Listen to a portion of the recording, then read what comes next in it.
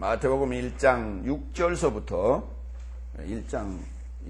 6절서부터 읽겠습니다.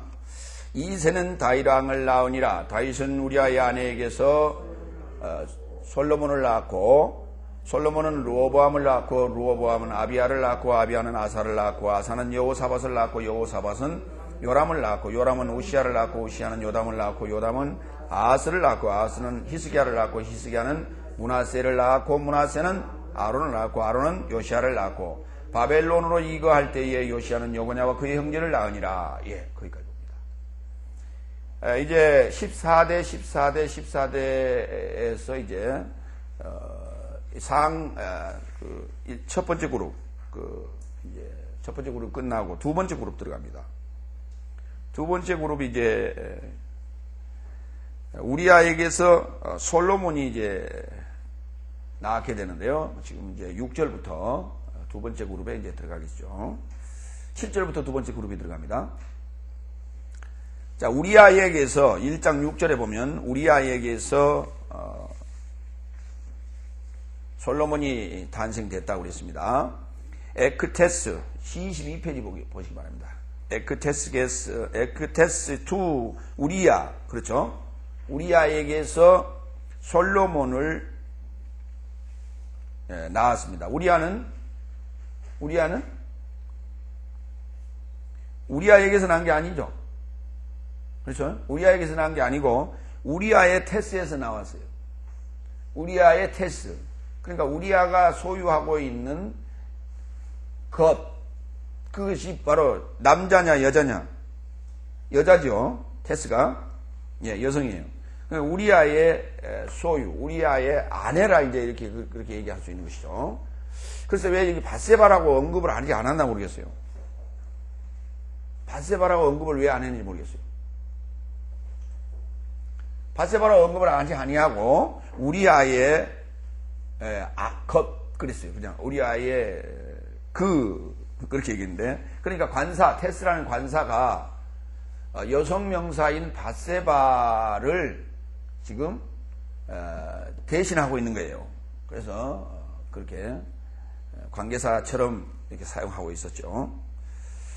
그러니까 여기서 이제 테스가 인칭대명사라 이렇게 볼 수도 있어요. 그래서 우리아의 왜 그러냐면 사실 밧세바가 중요한 것이 아니라 우리아가 중요하다는 얘기입니다. 여기서 이해되십니까? 밧세바가 중요한 것이 아니라 우리아가 더 중요하다는 얘기예요. 지금 앞에서 언급되는 그 내용들을 보면은 이 라합에게서 뭡니까? 라합에게서 보아스가 누굴 낳아요?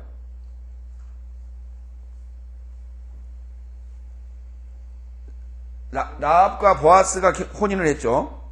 그래가지고 누굴 낳았어요? 오벳이 나와요. 맞아요? 오벳이 나오죠? 오벳은 루덱에서 나오잖아요. 그러면 보아스는요? 라합에게서 낳았죠. 그렇죠? 그러니까 보세요. 라합에게서 낳은 보아스, 루덱에서 낳은 오벳, 이런 식으로 그때는 그 여인들이 중요하단 말이죠. 그러나 지금 우리아의 아내인 밧세바는 중요하지 않다는 얘기예요. 우리아가 더 중요하다는 얘기예요. 왜? 우리아라는 뜻을 보자고요. 우리아라는 단어는 히브리어로 223번인데요. 우루 더하기 야흐예요. 야흐. 그 야흐를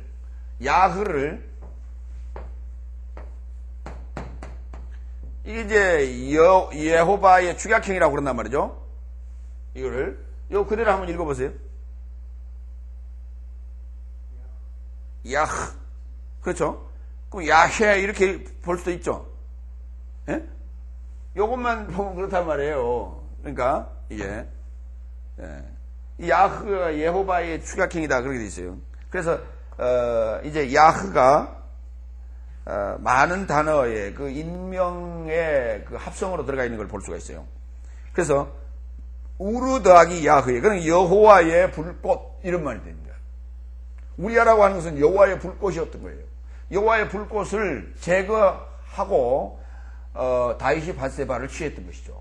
그러니까 그것이 범죄 행위였습니다. 그게 범죄 행위였어요. 그러니까 범죄의 원흉이에요. 밧세바는 범죄의 원흉이라. 그렇기 때문에 밧세바를 거명하지 않았다는 사실이에요. 그래서 우리아를 거명합니다.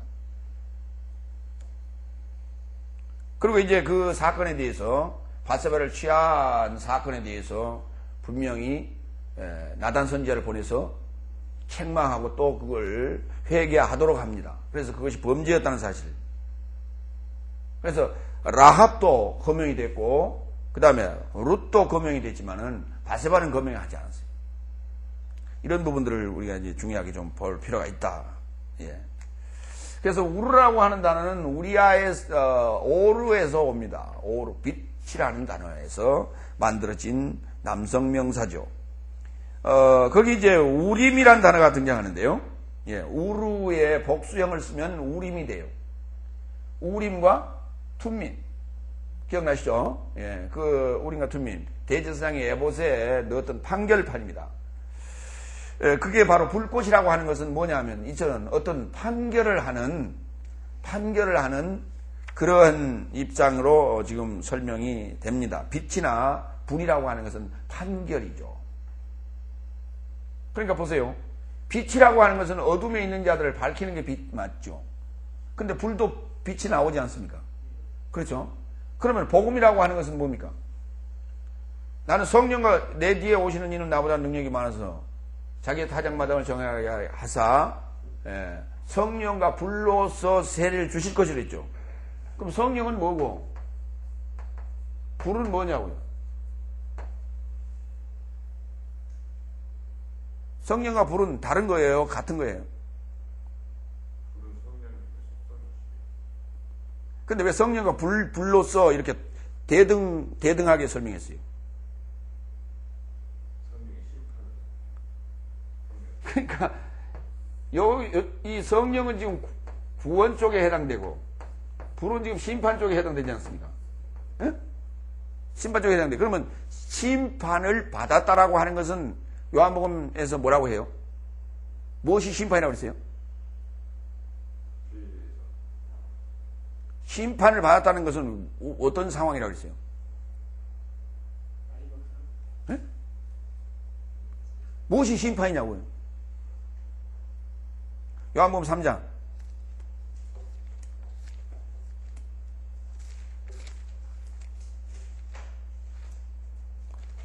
심판을 받았다라고 하는 것은 무엇이냐? 3장 16절부터 읽어요. 하나님이 세상을 이처럼 사랑하사 독생자를 주셨으니 이는 저를 믿는 자마다 멸망치 않고 영생을 얻게 하려 함이라고 했죠. 그렇죠? 그러니까 독생자를 주시는 메시아가 오시는 것은 뭐함이라? 그렇죠. 구원 쪽에 목적이 있죠. 이게 목적이에요. 그렇죠? 그렇죠? 그러면 심판은 목적이 아니에요. 예? 그건 목적이 아니죠. 예, 그럼 17절. 하나님이 그 아들을 세상에 보내신 것은 세상을 심판하려 하심이 아니요 저로 말미암아 세상이 구원을 받게 하린 것이라 그랬죠. 그러니까 심판이 목적이 아니고 구원이 목적이란 말이죠. 그렇죠? 18절.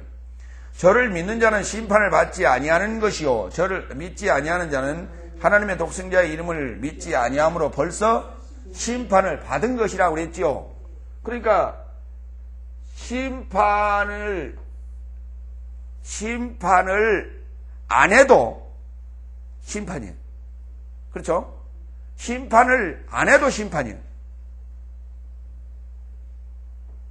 그러면 이렇게 되는 거예요.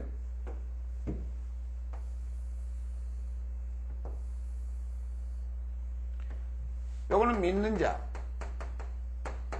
요거는 믿지 않는 자.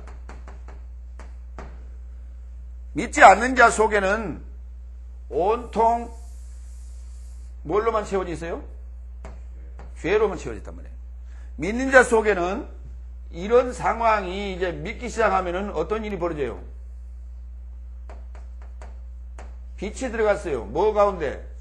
죄라고 하는 흑암 가운데 죄라고 하는 흑암 가운데 빛이 들어갔어요. 그렇죠? 그러면은 여기서 심판의 대상은요? 요거 심판의 대상이 아니에요. 예, 심판의 대상이란 말이에요. 복음에는 꼭 두 가지가 수반된다는 사실이에요. 복음에는 꼭 두 가지가 수반돼요. 자, 표면적으로 볼 때는 요거는 심판, 요거는 구원이에요. 그러면 뭐예요? 복음이 동시적으로 역사하죠. 그렇죠? 두 사람, 두 부류의 사람에게 동시적으로 복음이 선포될 때 하나는 표면적으로 안 받는 거고 하나는 표면적으로 받는 거예요.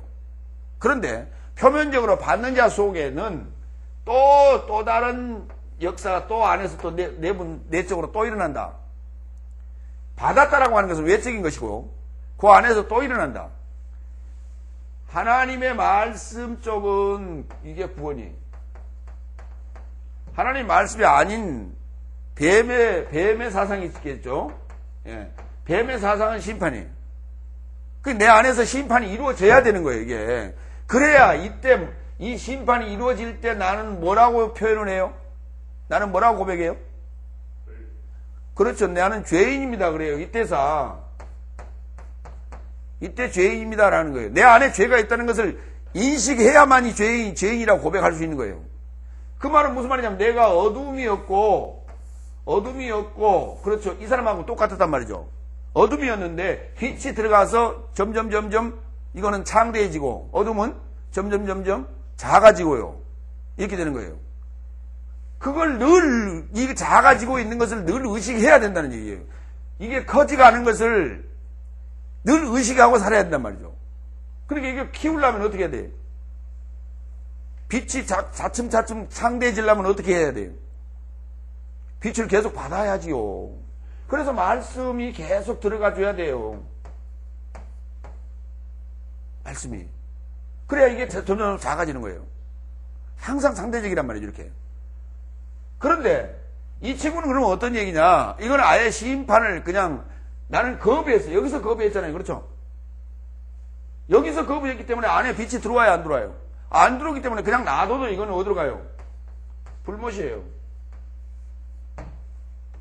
복음에는 성령과 불이 동시에 수반된다는 사실이에요.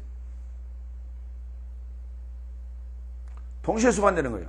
역할적 개념, 이건 빛에 해당되는 것이고 여기는 어둠을 물러가게 하는 요소란 말입니다. 어둠을 태우는 요소예요. 이 두 가지가 항상 수반된다는 얘기예요. 너는 심판, 겉으로 봐서는 맞죠. 이거 심판에 불 받아야 될 친구고 여기는 불하고는 관계없는 것 같지만은 그것이 아니란 말이에요. 속에서는 이 벌어져야 돼요. 동일하게. 그냥 안 받으면 그냥 자동으로 심판. 그건 심판 굳이 할 필요도 없는 심판의 대상이에요. 복음을 받지 않은 자는. 그래서 저를 믿지 아니하는 자는 바로 심판이다 그랬어요.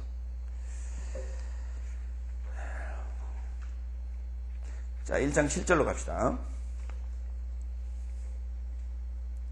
솔로몬 대 에게네센 톤 흐로보암 대 에게네센 톤 아비야 대 에게네센 톤 아사 그랬어요.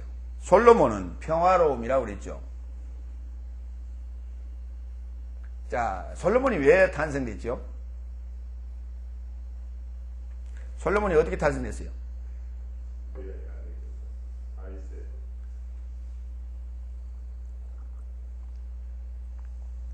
다윗이 범죄하고 얻은 그 첫 번째 씨앗은 죽었지요. 그렇죠? 예, 죽고 난 다음에. 그러니까 그것이 뭡니까, 지금? 요 심판이죠. 이런 친구였단 말이죠. 응? 다윗도 바세바도 지금 같은 똑같죠. 이런 상황에서 회개함으로, 그렇죠? 예, 죽고. 그래서 그 씨의 결과예요. 그러니까 이 죄악의 씨예요. 죄악의 씨. 결국은 전부 사상이란 말이에요. 사상. 에? 사상. 요 죄의 원흉이 뭡니까? 원죄의 원인이 뭐예요? 선악을 알게 하는 지식이에요. 기륭의 지식이라고요. 지식이에요. 지식. 그렇죠. 사상이에요. 이 사상의 결과가 지금은 아들이에요. 밧세바가 난 처대. 그래서 그 아이를 둘 수가 없죠. 그게 죽어야만이 어때요? 죄악의 씨는 죽는다라고 하는 거예요. 죄의 싹은 사망이라고 하는 것을 거기서 지금 설명하고 있는 거예요. 그리고 다시 회개한 후에 나아진 거듭난 그 씨앗이 솔로몬이에요.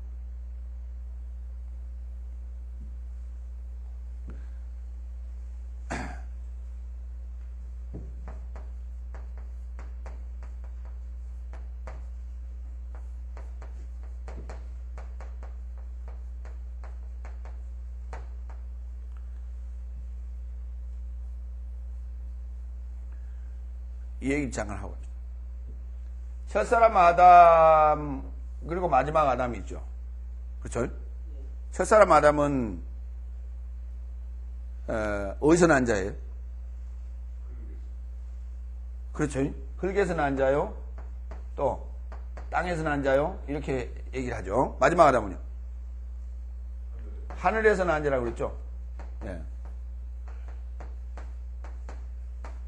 자, 그러면 예수님이 마지막 아담 맞죠? 예수님 하늘에서 나신 분이에요? 땅에서 나신 분이에요?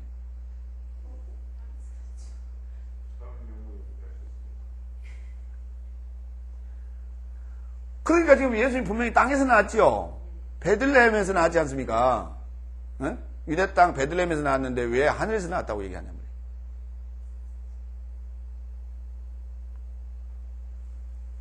결국은 지금 첫사람 아담이 가지고 있는 사상이 뭐고 마지막 아담이 가지고 있는 사상이 뭐냐라고 하는 얘기죠. 그렇죠? 예, 이 얘기는 지금 그렇기 때문에 이 얘기를 지금 고린도전서에서 지금 얘기를 했는데 성경을 볼 때는 구약과 신약이 따로 떨어져서는 안 돼요. 구약과 신약은 떼놓고 성경을 본다는 것은 말이 되지 않아요. 왜? 그래서 이제 이런 표현들이 나온단 말이에요. 첫사람 아담과 마지막 아담에 대한 연관성에 대해서 얘기하고 있다고. 그럼 성경에서 첫사람 아담에 대한 것은 찾기가 쉽지요. 그렇죠? 첫사람 아담에 대해서 어디 나와요? 창세기에. 첫 아담에 대해서 창세기 어디 나옵니까? 2장에 또요. 3장에도 나오고요. 또요. 그 3장은 이제 아담에 대한 시작 뭐 그런 얘기는 아니고요. 범죄 얘기고요. 예. 아담의 시작은 2장 7절에 언급이 되고요. 그 다음에 또요. 5장에 언급이 되죠. 그렇죠. 그 다음에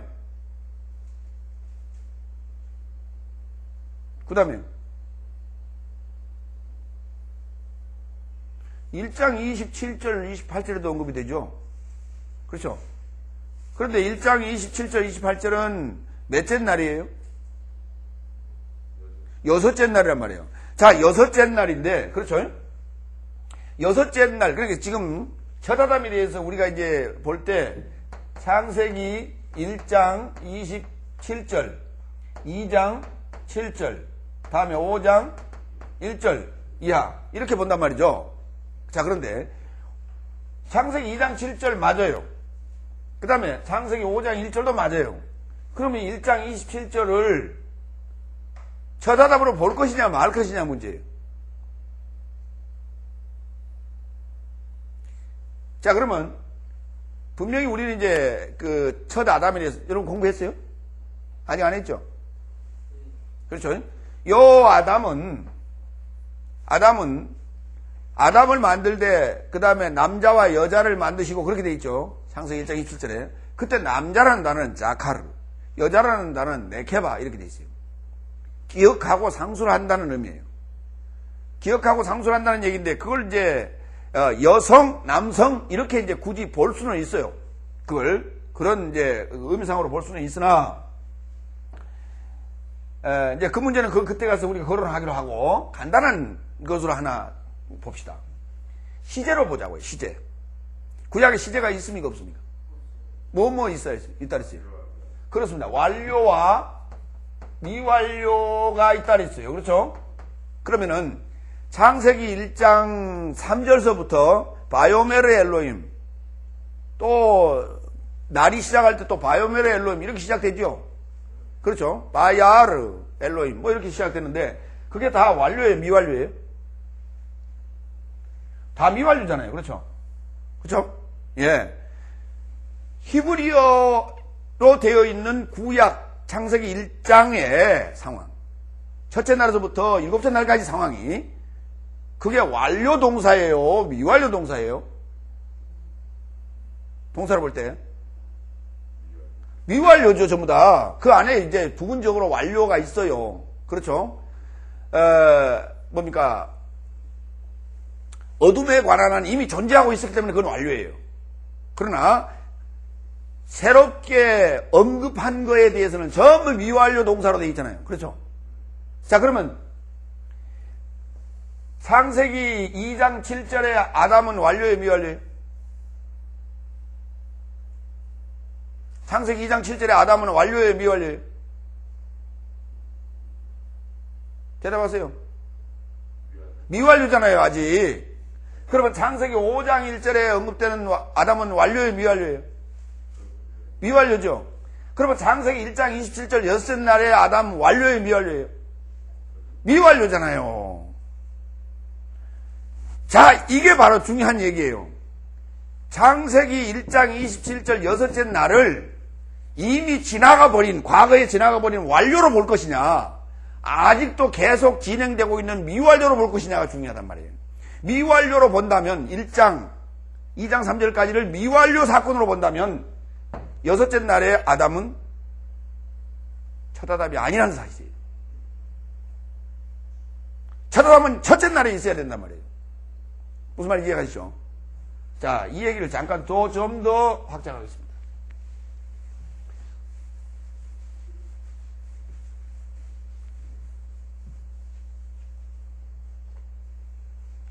영어 동사에 영어 동사에 미래가 있습니까? 없습니까? 러브에 그러면 러브의 미래는 뭡니까? 없죠. 미래에 없잖아요. 없는 거예요. 뭐만 있어요? 예? 러브. 과거와 현재밖에 없어요. 과거와 현재밖에 없어요. 예? 예. 영어의 시제가, 동사의 시제가 과거와 현재밖에 없어요. 미래가 있어요. 그렇죠? 있기는 있는데 이때를 뭘 쓰냐? 조동사를 써요. 조동사란 말이 무슨 말입니까? 그래요. 보조동사예요. 보조동사. 이 본동사가 미래 시제가 없기 때문에 보조동사를 써서 이 미래라고 하는 것을 보조적으로 지금 그걸 설명을 하고 있는 거예요. 지금 보조해주고 있는 거예요. 그러니까 자, 그러면 미래라고 하는 것은 확실한 거예요? 불확실한 거예요? 그렇죠. 불확실한 거예요. 자, 그러면 이제 구약의 입장에서 한번 봅시다. 예. 구약의 입장에서 볼 때, 구약에서 볼 때에 완료와 미완료가 있었다 그랬죠? 예. 그렇죠? 구약에서 볼 때에 현재, 그렇죠? 구약에서 볼 때, 전체적으로 볼 때, 현재는, 구약에서 볼 때는 뭡니까? 아니요. 전체적으로 놓고 볼 때, 이걸 과거라 하고, 현재는 현재라 하고, 그 다음에 다가올 미래는 미래라 하잔 말이에요. 그렇죠? 예. 그런데, 구약에서 바라볼 때에 현재는, 구약에서 볼 때는 현재가 미래가 되죠. 그렇죠? 그 다음에 구약에서 바라볼 때 미래는, 그것도 미래죠. 그렇죠? 예, 이것도 미래예요. 자, 그런데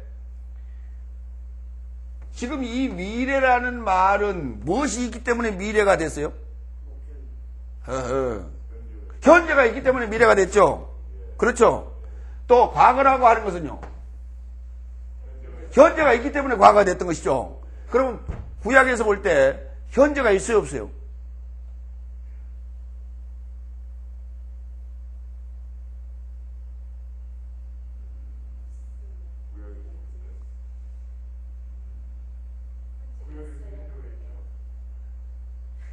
이제 이게 현재가 중요하단 말이죠. 현재에 대한 정의가. 현재는 뭐냐? 이게 실존이에요.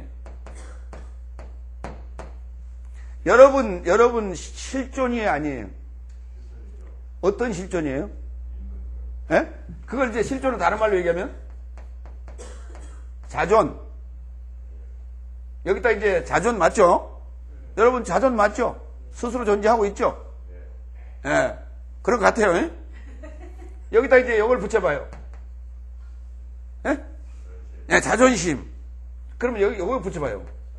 자존감. 그러면 이걸 보고 이걸 가지고 있는 자를 보고 뭐를 가지고 있다고 그래요? 자존심이나 자존감을 뭐라고 불러요? 다른 말로는? 예, 또 그래요. 이게 자기래. 그런데 이걸 실존이라고 하는데 이거 죽을 거예요, 살 거예요? 그게 문제죠. 이게 죽을 거냐 살 거냐가 문제죠. 그렇죠?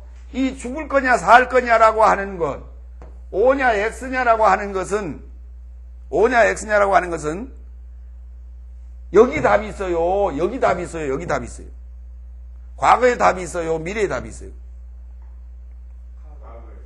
아니요, 미래에 답이 있어요. 미래에 답이 있다고요. 미래에 이렇게 가면 살 것이고 이렇게 가면 죽을 것이에요. 성경에는 미래가 있다는 사실은 살 것이냐 죽을 것이냐, 생명이냐 사망이냐라고 하는 정확한 답이 있단 말이에요. 이렇게 답이 있을 때만 미래 시제가 있는 거예요. 그렇죠? 답이 있을 때만. 그러면 나라고 하는 자존에 대하여, 실존에 대하여 파악이 됐을 때에 무엇이 보여요? 무엇이 보여요? 그때 과거가 보여요. 누구의 과거가 보여요? 나의 과거가 보여야죠. 남의 과거가 보여. 아무 소용이 없잖아요. 그렇죠? 내 과거가, 이게 내 과거가 죄였구나라고 깨달은 자는 살 길을 찾아가겠지요. 그렇죠? 그래서 영생으로 가요. 그런데 내가 지금 과거가 보이질 않는 사람이 있어요. 그렇죠? 예? 왜요? 예, 소경이니까. 소경이니까 내 과거가 보이질 않아요. 내 과거가 보이지 않는 자는 무엇도 안 보여. 미래도 안 보여요. 이게 죽은 자예요. 살았다나 실상은 죽은 자예요. 그렇다면 당연히 구약은 완료와 미완료로 써야 맞죠? 그렇죠? 그러면 성경이 지금 구약과 신약이라고 하는 것이 한 권이에요? 지금 두 권이에요? 한 권이잖아요. 이걸 설명하자고 구약에서는 히브리어로 썼고요, 신약에는 헬라어로 쓰고 있는 거예요. 이걸 설명하자고요. 그러니까 창세기 1장 1절서부터 1장 3절서부터 2장 3절까지 안에 있는 내용은 전부 다 뭐예요? 미완료예요. 미완료. 거기는 지금 무엇만 존재할 뿐이에요? 증거, 그 다음에 언약에 대하여 뭐 하는 거예요? 믿는 거예요. 믿는 거. 그렇죠? 여기서는 믿음만 존재해요. 자, 여기에서 바라보는 미래는 확실하지 않아요. 확실하지 않아요. 내가 믿을 건지 말 건지 메시아를 만날 건지 못 만날 건지 몰라요. 답이 없어요. 실존이 있지 않는 이상, 실존이 아닌 이상은 확실한 게 없어요. 아무것도 확실하잖아요. 그렇기 때문에 이때는 미래를 쓰지 못합니다. 그것이 이제 믿음은 바라는 것들에 뭘로요? 실상으로 나타나 줘야 된단 말이에요. 예수 그리스도가 나타나니까 내가 뭐라는 걸 알았어요. 내가 죄인은 그때서 안단 말이죠. 이때서. 그러니까 이때가 바로 비교 교육이에요. 실존이 나타난다는 것은. 본체적인 실존이 나타나고 나는 거기에 아니라는 것을 알았어요. 내가 나의 자아가 아니라는 것을 알았어요. 그래서 그때 버리고 그걸 택한 거예요. 무슨 말인지 이해갑니까? 예. 나의 자아가 아하 이게 사망으로 갈 수밖에 없는구나 하는 것을 그때서 깨달아요. 그때서. 그래서 내 걸 버리고 예수 그리스도 것을 받아들인단 말이죠. 그러므로써 나의 정체성이 확립이 돼요. 그 고백이 바로 갈라디아 2장 20절이에요. 내가 그리스도와 함께 십자가에 못 박혔나니 그런즉 내가 산 것이 아니요 내 안에 그리스도께서 사신 것이다. 그게 바로 진자예요. 불교에서 뭐 진자, 자 얘기 많이 하죠. 그게 진자예요. 그러지 껍데기 내가 여기 있어도 있는 것도 아니요 내가 없어도 여기 없는 게 아니라고요. 어? 요 대기 중에 충만하고 있다고요? 그거는 물질 세계를 얘기하는 거예요. 우리는 물질 세계가 아니에요. 그래서 믿음은 바라는 것들이 실상으로 나타났을 때야만이, 그렇죠. 이 실상을 붙잡았을 때야만이 뭐가 보여요? 확실한 미래가 보인단 말이에요. 확실한 미래가 보여요. 이게 지금 성경에 기록된 헬라어의 시제와 우리 일상생활 속에 쓰고 있는 영어의 시제의 차이점이에요. 그래서 성경을 영어로 써놓지 아니하고 헬라어로 써놔야 될 이유가 있는 것이고, 구약은 히브리어로 써놔야 될 당연한 이유가 있는 거예요. 그걸 모르고 엉뚱한 소리들 하고 앉았어요. 뭐 아람어로 신구약을 다 보자는 둥, 히브리어로 어떤 사람은 다 보자는 둥, 또 어떤 사람은 헬라어로 가지고 구약까지 다 보자는 둥, 많은 시도를 했으나 다 실패했어요. 불가능합니다. 보여지지 않습니다. 간단한 원리가 이 시제 속에 있는데도 불구하고 우리는 그걸 모르고 있었다 이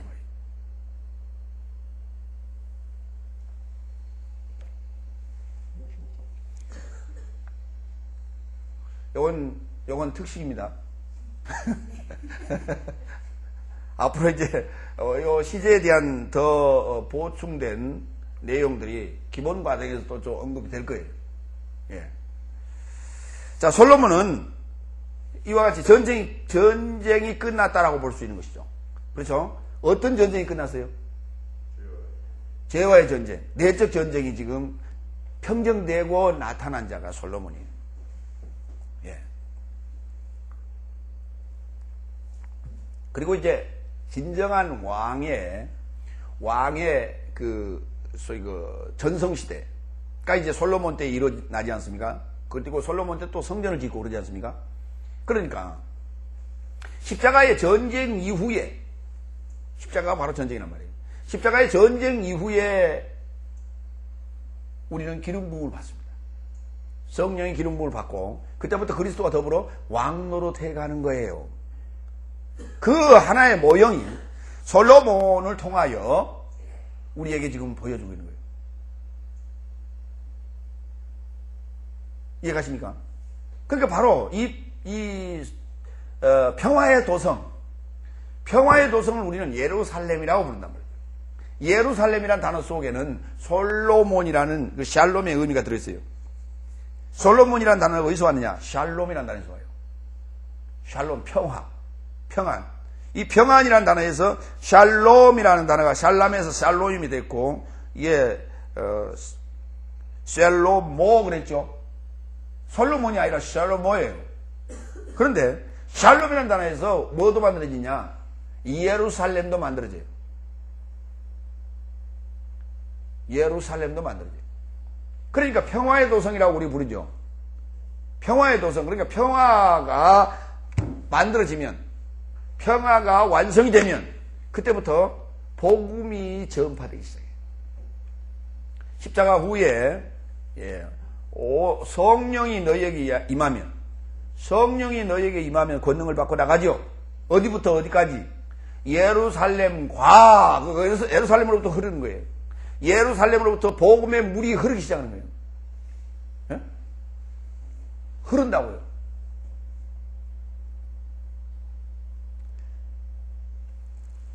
복음의 메시지가 흐르기 시작해요. 거기서부터.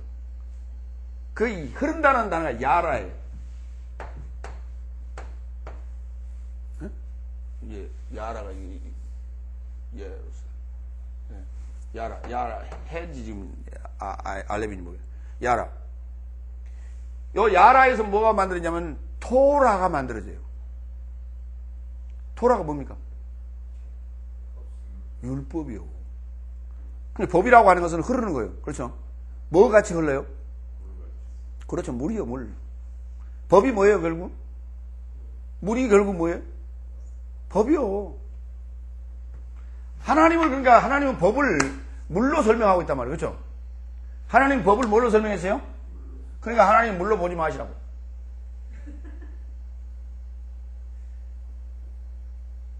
물은요, 조용할 때는 그렇게 부드러울 수 없죠. 그렇죠? 그렇죠? 예. 조용할 때는 잠잠하고 있을 때는 그렇게 부드러울 수가 없죠. 그러나 물이 성내기 시작하면요, 삼켜버리죠. 지금 미국 남부에 무슨 도시에? 뉴올리언주.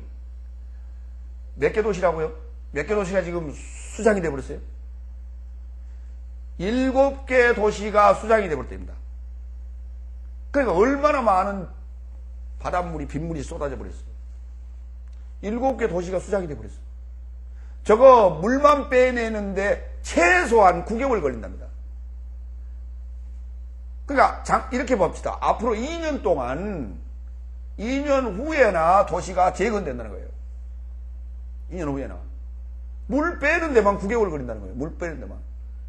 얼마나 광범위한 곳에 물이 차버렸어요. 왜 저런 일이 벌어졌을까요?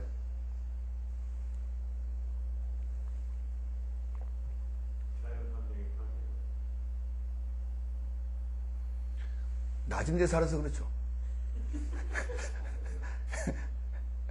낮은 데 살아서 맞죠? 맞기는. 근데 왜 그때 물이 들어왔냐 이 말이죠. 왜 예전에 안 들어오다가 못된 짓 하면 그래요. 지도자가. 지도자가 사람 죽이고 제일 못된 짓이 사람 죽이는 거거든요. 못된 짓 하면 그렇습니다. 사람 죽이면 그래요. 일본 애들 요새 보니까 그렇죠. 이런 얘기 하면 잘 안 되는데. 지금 뭐 나비가 일본을 지금 휩쓸고 있다는데. 오늘 밤이 고비랍니다만. 지금 벌써 어제 뉴스에 보니까 엄청난 비가 쏟아져서 지금 도시를 지금 시가지를 전부 다 지금 삼키고 있어요. 이번에 960 헥토파스칼 안에 그 태풍의 눈이요, 제주도에 4배나 된답니다. 그러니까 얼마나 큰 거예요, 태풍이. 반경 600km래요. 우리나라도 지금 오늘 밤이 고비인데 아마 경상도, 남해안 지역 상당히 비가 우려되죠. 바람은 좀 뭐합니다만. 굉장히 우리가 지금 이런 자연의 재해가 자연 현상인 것 같지만은 사실 그렇지만은 않다는 사실이에요. 분명히 뭔가 창조주의 어떤 힘이 개입됐다는.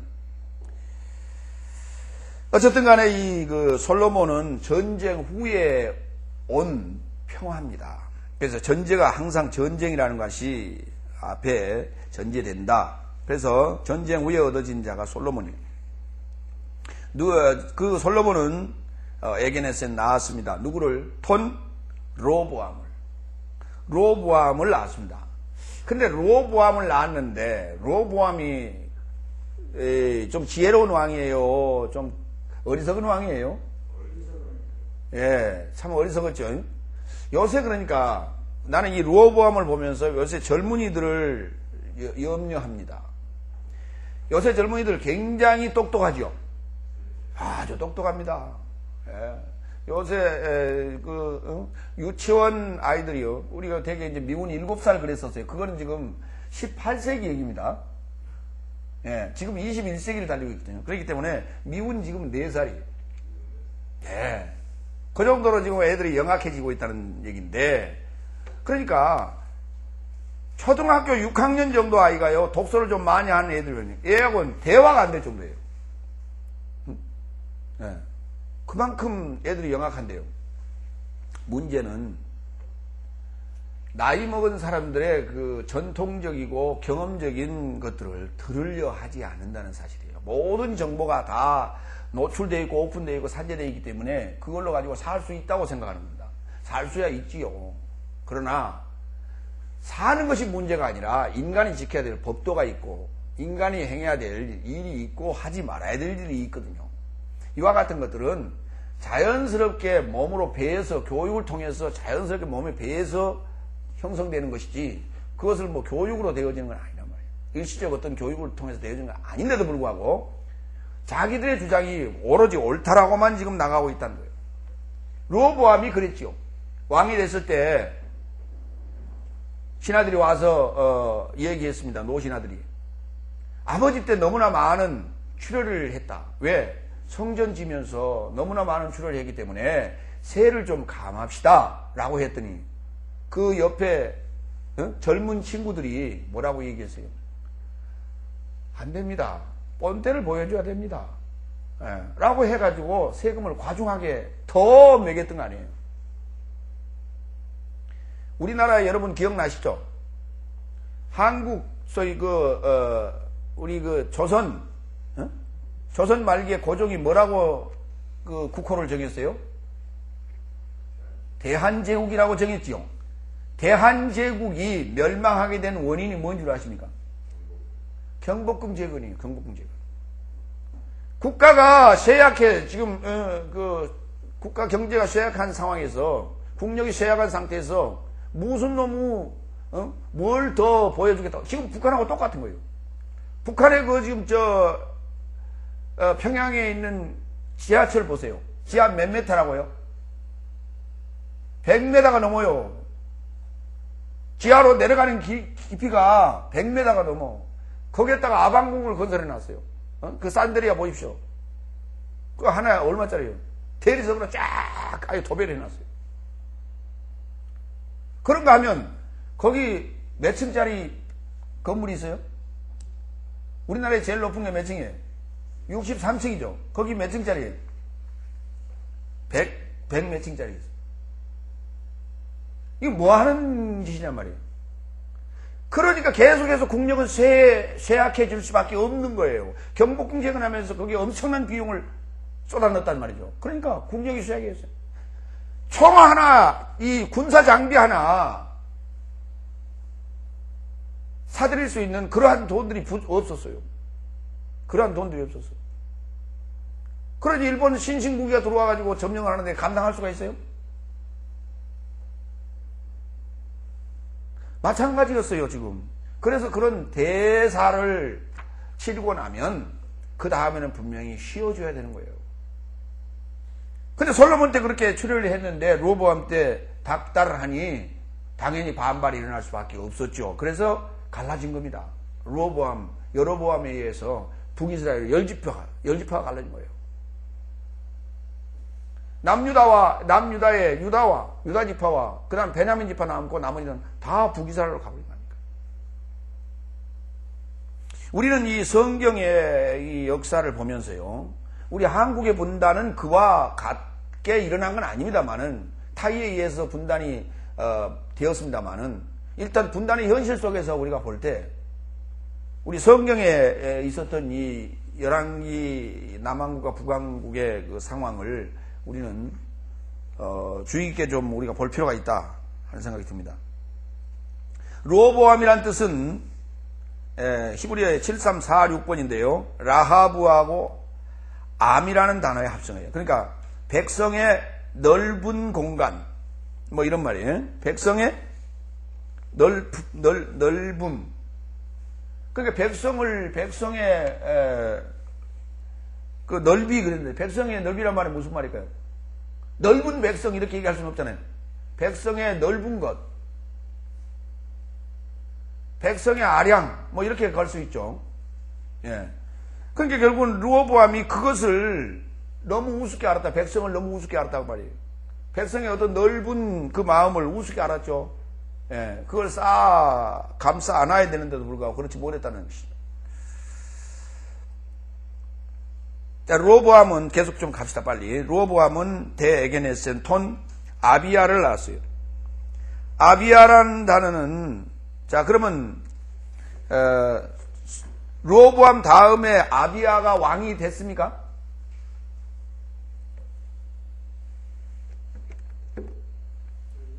예? 아비야 왕 맞아요? 예.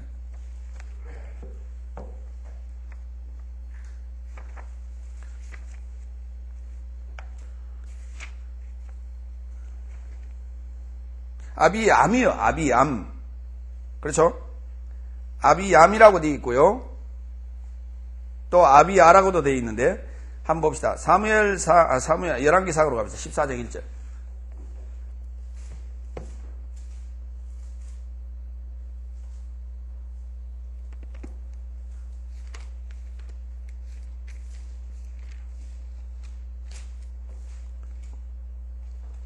성경에는 아비야라고 되어 있죠.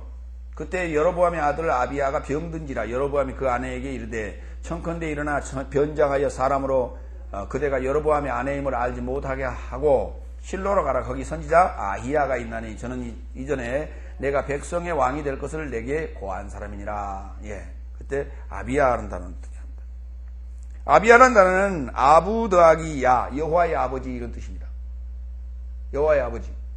그러니까 보세요. 우리가 계속해서 지금 선지자 시대를, 선지자 14대를 지났고, 지금 이제 왕의 시대로 지금 들어가고 있는데, 선지자 시대도 보면은, 계속해서 번갈아서, 이름들이 계속, 의미가 번갈아 가면서 나온 걸 알 수가 있었죠. 그렇죠?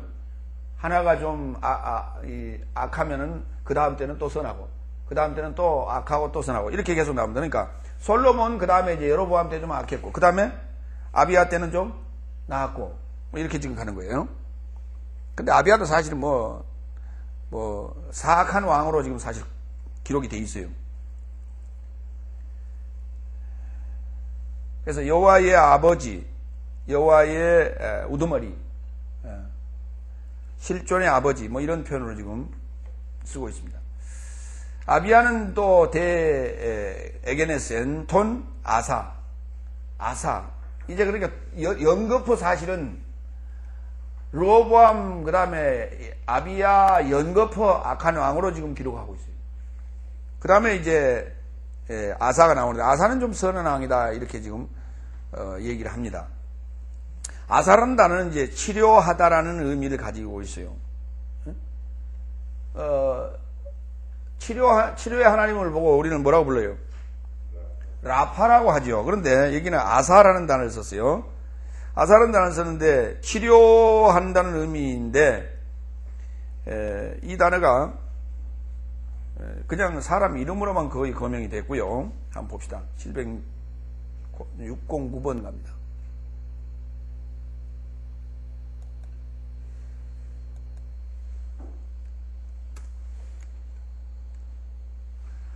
예, 왕으로 그냥 쭉 왕의 이름으로만 이제 거명이 됐습니다. 아사 왕도 상당히 많이 거명이 됐는데 에레미야서를 한번 해봅시다. 41장 9절 제일 마지막에 나오는 얘기인데요.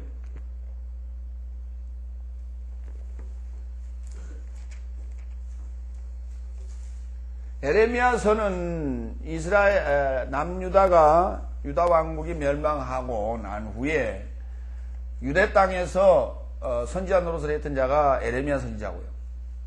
그렇죠? 예. 그 배경을 아시고 보시기 바랍니다. 에레미야 41장 9절 8절부터 봅니다. 그 중에 10사람은 이스마엘에게 이르기를 우리가 밀과 보리와 기름과 꿀을 밭에 감추었으니 우리를 죽이지 말라 하였으므로 그가 그치고 그들을 그 형제와 함께 죽이지 아니하였더라. 이스마엘이 그다랴에게 속한 사람들을 죽이고 그 시체를 던진 구덩이는 아사왕이 이스라엘 왕 바사를 두려워하여 팠던 것이라. 느다냐의 아들 이스마엘이 그 죽인 시체로 거기 세우고 미스바에 남아있는 왕의 딸들과 모든 백성 곧 시대장 느부사라단이 아히감의 아들 그다랴에게 위임하였던 바 미스바에 남아있는 모든 백성을 사로잡되 곧 느다냐의 아들 이스마엘이 그들을 사로잡고 암몬 자손에게로 가려 하여 떠나니라 그랬어요. 거기에서 아사왕이라는 단어가 시체를 던진 구덩이는 아사왕이 이스라엘 왕 바하사를 두려워하여 팠던 것이라. 아사왕과 그 이스라엘 왕 바하사를 이제 서로 이렇게 동시대의 사람으로 지금 설명하고 있는 거예요. 그래서 지금 옛날 얘기를 지금 하고 있는 거죠. 지금 과거 얘기를 지금 쓰고 있는 거예요. 예. 열왕기 사항으로 갑니다. 15장.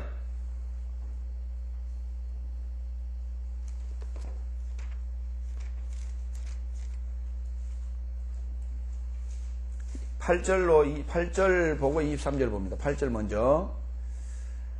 6절부터 볼까요? 로보암과 여로보암 사이에 사는 날 동안 전쟁이 있었더니 아비암과 여로보암 사이에도 전쟁이 있으니라. 그러니까 그렇죠. 그 아버지 대를 이어가지고 그 아들을 아비야라고도 하고 아비암이라고 되어 있어요. 아비야나 아비암이나 같습니다. 예. 그러니까 아비암과 여로보암 사이에도 계속 전쟁이 있었어요. 예. 그러니까 결국 로보암이 얼마 못 살고 죽었네요. 전쟁이 있으니라. 아비암의 남은 사적과 무릇 행한 일이 유다왕 역대 지략에 기록되지 아니하였느냐. 아비암이 그 열조와 함께 자니 다윗성에 장사되고 그 아들 아사가 대신하여 왕이 되니라. 아사가 이제 왕이 됐습니다. 23절 갑시다. 아사 왕의 남은 사적과 모든 권세와 무릇 그 행한 일과 성읍을 건축한 것이 유다 왕 역대 지략에 기록되지 아니하였느냐. 그러나 저가 늙을 때에 발에 병이 있었더라. 아사가 그 열조와 함께 자매 그 열조와 함께 그 조상 다윗의 성에 장사되고 그 아들 여호사밧이 대신하여 왕이 되니라 그랬어요. 자, 여호사밧도 보면 좀 선한 왕이다 이렇게 이제 전해지고 있습니다. 1장 8절로 넘어갑시다. 아사라는 의미는 그냥 여기 치료라는 의미를 가지고 있다라고만 지금 돼 있어요. 지금 동사가 나오질 않습니다. 아사 대 에게네센 톤 요사파트, 예, 요사파트, 예, 헬라어로 그랬어요. 예호사파트 그랬는데 히브리어로 예호사파트 그대로죠. 예, 예호사파트. 여호와라는 단어와 그 다음에 사파트라는 단어의 합성어입니다. 사파트, 심판하다, 판결하다. 판결하다는 단어는 사실은 단이라는 단어입니다. 히브리어로 단이 판결이라는 단어인데 이 사파트라는 단어도 지금 판결로 나왔는데요. 그 판결이라는 단어를 좀 찾아가 봅시다. 창세기 16장 5절.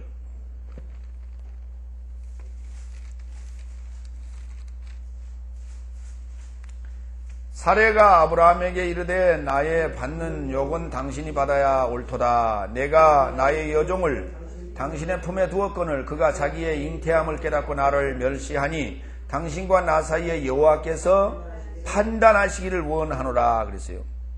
예. 판단하시기를. 여러분, 판단이라는 단어와 판결이라는 단어와의 차이는요.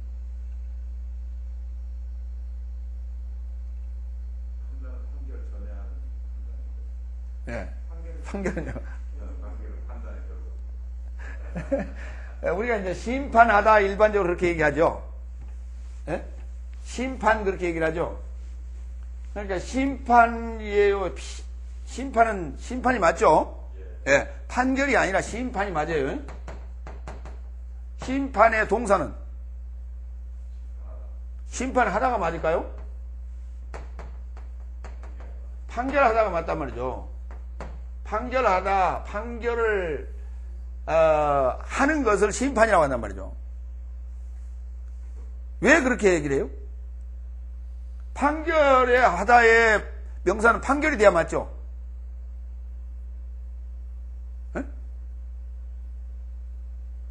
근데 왜 판결하다의 명사를 판결로 안 하고 심판이라고 해야 맞냐고?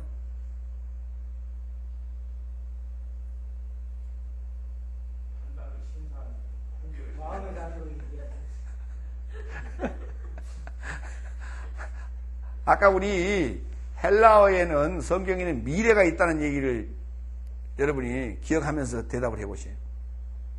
미래라는 건 확실한 거라 그랬죠. 하나님의 심판은 뭘 하는 거예요? 옳고 그름에 대한 걸 분별하는 겁니까? 그래요, 안 그래요? 예? 여러분 추수할 때 탈곡할 때요. 아, 요건 알곡이고 요건 쭉정이고 이렇게 골라냅니까? 그래 안 그래요? 그럼 어떻게 해요? 불어버리잖아요. 그러니까 쭉정이는 이건 신경 안 써요. 전혀. 그냥 버려질 거니까. 심판이란 말은 판결은 여기서 분별이지만은 심판은요. 이건 그냥 태우는 거예요. 태우는 거예요. 그러니까 우리가 지금 우리 일상생활 속에서 판결해가지고 판결을 하여서 신문하고 뭐하고 해서 법원에서 판결 나오지 않습니까? 판결 결과가 심판이 아니란 말이에요. 우리 지금 일상생활에 법원에 가서 판결하는 것은 여기 판결이라고 그래. 맞아요. 여기다. 근데 성경에서 결과는 심판이란 말이에요. 그 단어가. 최후는 지금 쭉정이 쓸어 넣는 얘기예요. 불 속에 쓸어 넣는 청소하는 얘기예요. 그러니까 그러면 분별은 판단 여기 판단이라는 단어 나오는데 판단은요. 판결하고의 차이는요.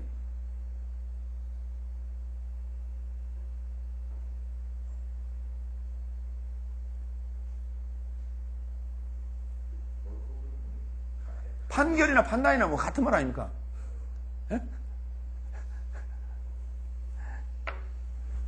예? 우리 지금 말이 이게 유사한 말이 많아서 혼돈이 많아요. 예, 혼돈이 많은데 헬라어에서 이제 크리시스라고 그 심판이라고 그러는데 그런데 크리노라는 단어입니다. 그러니까 이게 동사는 크리시스. 판결하다는 단어는 크리노. 이렇게 돼 있는데 남을 판단하지 말라. 뭐 하지 않으려면 판단받지 않으려거든 이렇게 돼 있죠. 판단받지 않으려거든 남을 판단하지 말라 이렇게 돼 있어요. 그렇죠? 그런데 그 단어가 이 단어예요. 크리노. 그럼 어떻게 돼요? 그게 마태복음 7장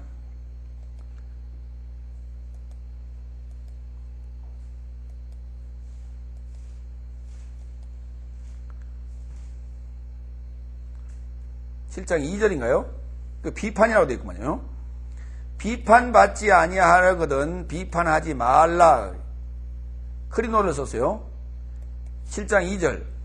너희의 비판하는 그 비판으로 너희가 비판을 받을 것이요. 그때 비판이라는 단어가 이때는 크리시스라 크리마를 썼어요. 요건 남성명사고 요거는 중성명사예요. 그러니까 이걸 뭐라고 하냐면 전부 다 마태복음 7장 1절 2절에서는 비판이라고 썼어요. 비판이 맞아요? 비판이 맞아요? 틀려요?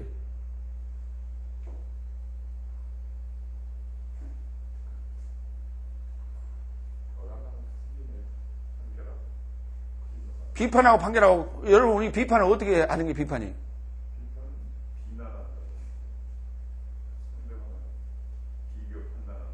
뭐 그런 거 아닙니까? 그렇죠? 그러니까 뭐 비아냥거리고 비난하고 뭐 판단하고 뭐 흉보고 뭐 그런 거단 말이죠. 일반적으로. 그런 걸 이제 비판이라고 하는데 지금 이 단어가 판결하다는 단어란 말이죠. 그리고 그 결과는 심판이에요. 그렇죠? 그러니까 우리가 지금 비판한다라는 그런 뉘앙스하고 판결한다는 뉘앙스하고는 전혀 느낌이 달라요. 그러면 7장 1절 고쳐봐요. 판결을 받지 아니하려거든 판결하지 말라. 그럼 뭘로 판결해야 돼요? 비판은 그냥 할 수 있어요. 아무것도 없이. 판결하려면 무엇이 있어야 돼요? 법이 있어야 돼요. 그렇죠? 예. 그러니까 심판을 받는다, 판결을 받는다라고 하는 것은 법을 가진 자에게만 해당됩니다. 법을 받은 자에게 또는 법을 가진 자에게만 해당되는 것이지 법하고 관련성이 있는 문제예요. 그래서 그냥 남을 그냥 비방하고 뭐 뒷구멍에서 뭐 이렇게 쓰시고 뭐 하고 하는 이런 얘기, 너무 나무에 올려놓고 흔들고 이런 얘기 아니란 말이에요. 비판이라는 단어가 그 단어가 아니에요. 그런데 그걸 갖다 비판으로 번역을 해놓으니까 이거 갖다 쓸 때 그러겠어요. 교회에서 누구 헐뜯고 누구 비방하고 없는 일을 모함하고 하는 이런 데다 쓰고 왔어요. 이거. 그러니까 또 2절 너희의 비판하는 그 비판으로가 아니라 너희의 판결하는 그 판결이 너희가 그 판결로 너희가 판결을 받을 것이요 너희의 헤아리는 그 헤아림으로 너희가 헤아림을 받을 것이요 이렇게 되어 있는 말이에요. 전혀 지금 그 단어의 어떤 정의를 해석을 뜻을 어떻게 정하느냐에 따라서 전혀 느낌이 달라지는 거예요. 그래서 법을 가진 자들에게 지금 하는 얘기입니다. 마태복음 7장 1절 2절 얘기는. 예, 여기까지.